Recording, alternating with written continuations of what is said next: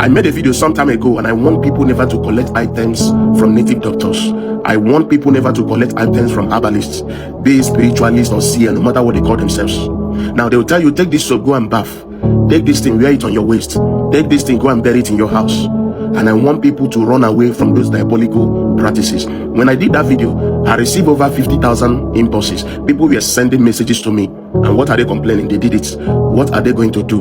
How are they going to return it? And I didn't give them any answer. Until now, I'm about to tell you what to do. Maybe you're listening to me, you might have committed such an error before. We call it spiritual sacrilege. It's a taboo.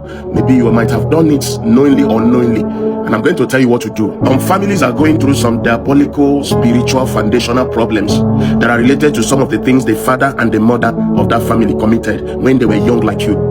Some of them, the fathers went and brought in a deity.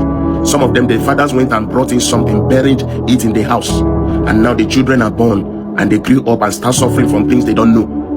Now, unknowingly to some of these our fathers, they made a promise and said their children will serve this thing. And now you people are born. You don't know what you are going through. You are seeing some kind of repetitive pattern in that family. Now you grew up and a friend is trying to deceive you into going into the same bondage, telling you that one baba will give you a soap to take your bath and your problem will be solved. One baba will give you soap. After bathing that soap, you get rich. One baba will give you this. Go and bury this. Wear this thing on your waist. The same problem of bondage that your parents committed, in which you are still struggling, that you are still involving yourself into. Tomorrow you'll be shouting what God cannot do does not exist. But there are many things God cannot do, and those things, they exist. And I'm here to tell you, number one, covenants. God can never interfere himself into covenants of what people put themselves into. That is why he says, whatever a man sow, that is what he will reap. The only thing that is above God, that God submits so much above his authority, is covenant. That is why even God himself is always angry when he's making covenant with men, because God knows what it involves. So when you make a covenant with the devil, some of those things you are collecting, those things they are giving to you, go and use on your body, go and do this, bury this thing in your house. Unknowingly to you, you are making a covenant with the spirits. You are making a covenant with the demon. It's not when you cut down a tree, it withers. A true, genuine spiritualist, a true traditional doctor is someone that can still do something for you without necessarily giving you any item to go and use on your body, without necessarily giving you anything to go and bury in your house.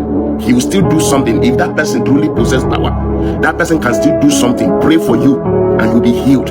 You get that thing you are looking for without necessarily giving you any physical item. Go and use this on your body, because that thing they are giving to you is a covenant, it's a contact. They are putting you into diabolism. I keep saying this thing. That's why you see most of our young boys and girls are getting mad. Some of them are suffering for what they don't know. The 50,000 comments, impulse I received on my TikTok when I made this video, I looked at this guy's profile. They are still young people.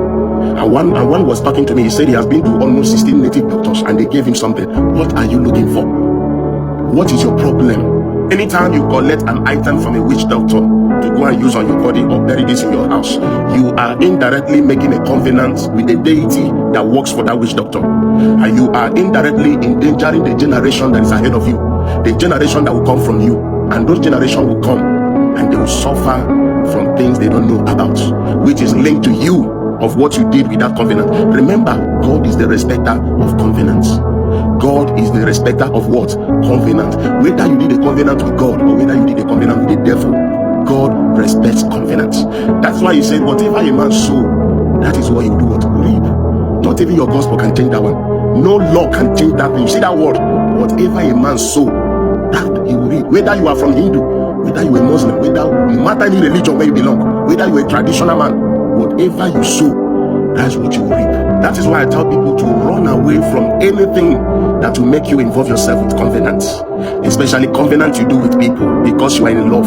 You are doing covenant with that woman, with that man, and if anything happens to that man, it must surely reflect on the other partner's life, unless you do the needful and destroy it. If you are making a love oath with someone, if you are making a blood covenant with someone, when the consequences arises, not even prayer can save you.